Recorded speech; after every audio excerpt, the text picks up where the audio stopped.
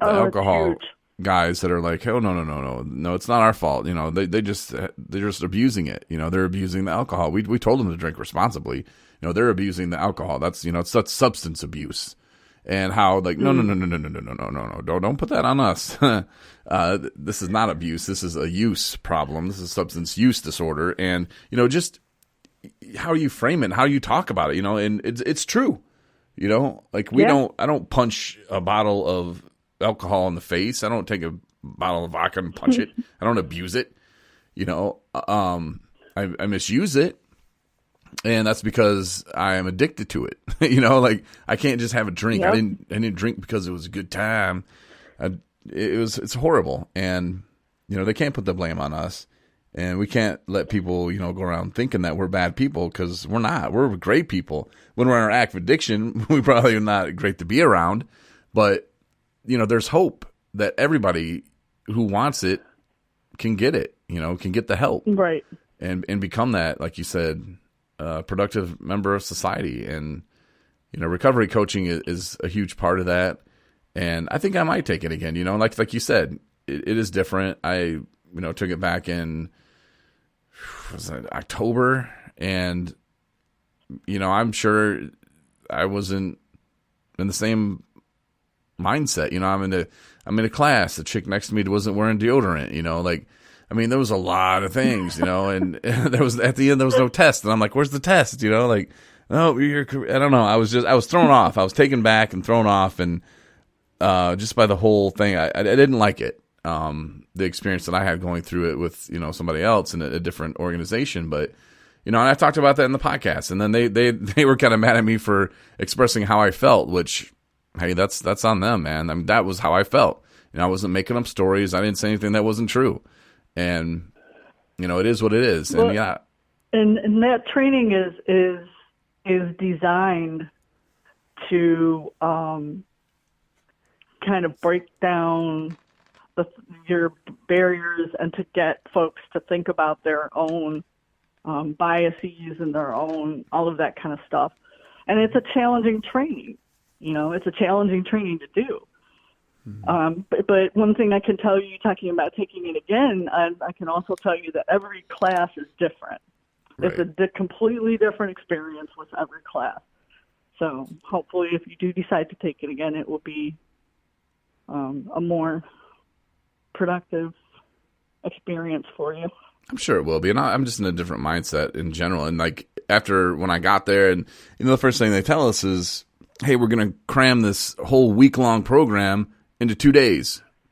So shut up and don't ask questions. But if you got any questions, ask. But, and it was just real like, what? Well, huh? And I don't know. It was like, that's the first thing they tell you. So I'm like, wait a minute. So I'm not learning this whole thing.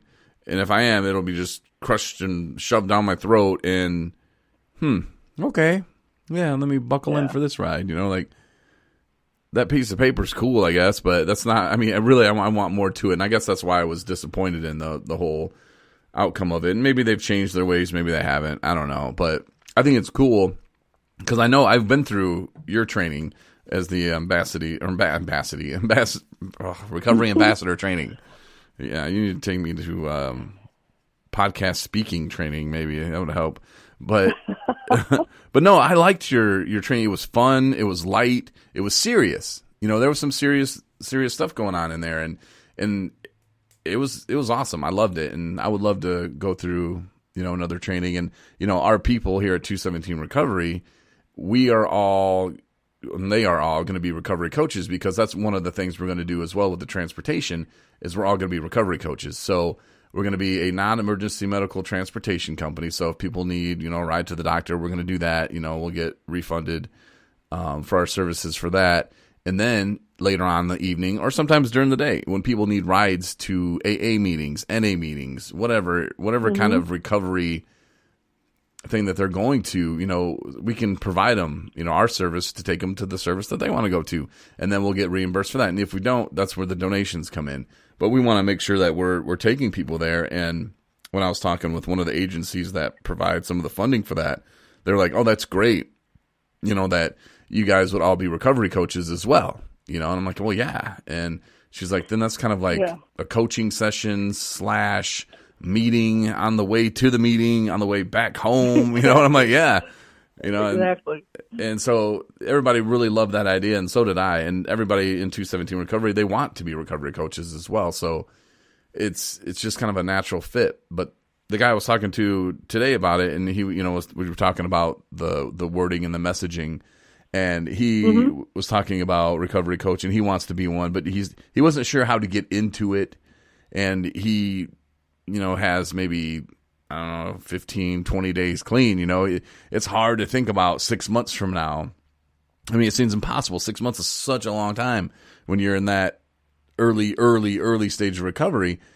And, he couldn't even fathom, he's like, well, first I got to, go back to school, and I got to, get some things figured out. And I was like, yeah, I'm like, you don't have to rush into it either.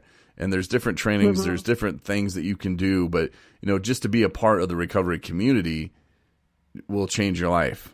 And not saying that, if you're a recovery coach, you're going to stay sober the rest of your life. That's not what I'm saying. I mean, it's going to take every day that you're going to have to get up, and it gets easier. It really does. Like, I don't ever think about drinking, and I'm blessed. I'm lucky.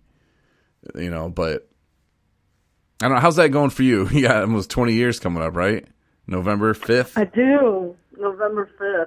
But if I may, can I circle back to the language thing for just a second? Uh-huh. I think that you're absolutely right. Words like abuse and clean and dirt, implies being dirty and all of this other stuff. I was talking to a group of parents. I was in a Zoom meeting with a group of parents, and they were talking about how difficult it was sometimes for dads in particular to admit that they had a child with a substance use disorder in the family, because it made them look like a failure. And my question that I posed back was, would you feel that way if your child had diabetes or had hypertension or had a heart condition or something like that? And I think that that's a really big piece of starting to use some of that different language, because it really helps get rid of a lot of the stigma when we start using language that helps people get that this is a chronic health condition. Mm-hmm. It's not a moral failing. It's not bad decision making. It's we can do PET scans and MRIs and all that other stuff, and we know what causes it now. Yeah. So I think that being attentive to that language really helps people move in that direction towards embracing it as a chronic health condition. But 20 years in November. Crazy. Are you going to have a party? Crazy. I with all of this nutso stuff that's going on, I graduated with my bachelor's degree in psychology back in 2014, and my dad had just been diagnosed with cancer, so I didn't walk to my bachelor's degree. I graduated in February with my master's degree in nonprofit leadership and administration, and the COVID-19 hit, and our graduation was canceled because of that. So my birthday is in September, so I'm going to have, if I'm able to have like a really big celebration and celebrate my birthday and both of my degrees and all kinds of stuff. Well, and okay, I have an idea, and you can punch me next time you see me. But what if we had, and I mean, there's sponsorships all over the board with this, but just listen, hear me out. What if we had the Little Debbie walk? Because I mean, first of all, Little Debbie be all over it. We can get everybody fed and stuff. But no, if we threw together like some kind of charity walk, and the funds went to an organization that supported people in recovery, absolutely. Yeah, I mean, can you talk more about that? Yeah, I mean, I think that would be cool. I was talking with Lisa Clavier from Kirsten's Ride, and that's a suicide prevention nonprofit. They're a 501c3 as well. And I was talking to her, and we were talking about how just a little bit each day can go a long way. And then my stupid ass was like, yeah, we can walk just a little bit each day just to show you how far we're going to get. So I don't know. I wasn't thinking at all. And I was like, yeah, we can walk like a mile a day and then just stop. And then it started setting in like, oh, we walk a mile. That's really not that far, like for a whole day, just to like move your lawn chair a mile and then just like, we're going to be sitting on a bridge and then just like call the rest of the day as, just wasting it, yeah, we're just out here. We walked a mile today, it took us 20 minutes, but hey. we could get pretty far this way eventually. I don't know. It just turned into really a stupid idea, but if we got a few organizations involved, I think that would be pretty cool. And I don't know. Yeah, September also happens to be National Recovery Month. Hell yeah. Yeah. So, UFAM rally. I'm sure you guys are going to be there. Yeah. We will. I'm so sad about that because it's coming up in May, and I was like, wait, it's not coming up. And then they moved it to September. I was like, okay. And now I'm kind of like leery, kind of like everybody is. Like, we don't really know what to expect. I think June is gonna let us know. I mean, if we can make it through June, everything's cool. I guess tomorrow they're opening up a lot of things. So tread lightly, I guess. Yeah, it's been as far as my personal recovery, this has been really weird. My mom is in Florida. My 84-year-old mother is at a house down in Florida and has decided she usually comes back like in the middle of May and has just decided to stay longer because of all of this craziness. And we, of course, don't want her coming to an airport if she doesn't have to. And my sister lives in about 20 minutes away from me, but she's cloistered up with her husband and 3 teenagers. Oh, jeez. Yeah. Yep. So I was laughing and joking with my mom the other night. I said, man, don't make fun of my cats. That's my physical contact at the moment, Yeah. Cats are cool, though. It's been crazy. Yeah. But I'll tell you one thing that has really impressed the hell out of me is how quickly and how it just goes to show the resilience of the recovering community, how quickly they responded to this, making meetings available online. And, here's the phone numbers you can call if you need them, and all of the things that were kind of organic that came from within the recovering community to help people. I think it was pretty amazing. Mm-hmm. We talked about it before on our podcast, like the Zoom meetings. I mean, that's great. It's really cool. And a lot of people will still probably do Zoom meetings. I personally, I'll probably do them too, but I chose to do them in different countries because that interests me, right. Right. So like Ireland,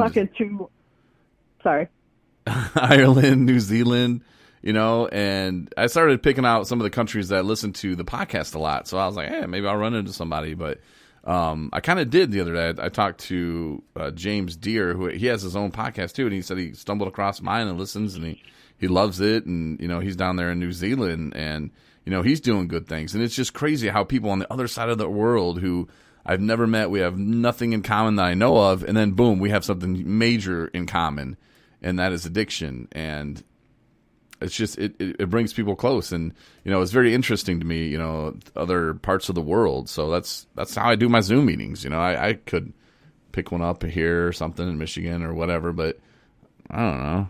I'll see those people again. Yeah, that's what kind of, I was talking to somebody from Gaylord, and he was talking about jumping on a meeting, and he said there were like over 100 people from everywhere. And he said, you don't get that in a regular meeting room, Mm-hmm. You don't get that diversity. You don't get that large of a group of people. So there's a lot to be said for it. There are some people who aren't real comfortable with it, who aren't real comfortable with the technology and stuff like that. But I think that when you're in a situation like this, as I said, you got to commend the resiliency of the recovering community for thinking on their feet quick. Mm-hmm. Yep, and I've heard of some secret meetings that are going on too. Wow. Leave it to us addicts, right? Let's leave it to them drunks. They're getting down there. But I mean, I guess in these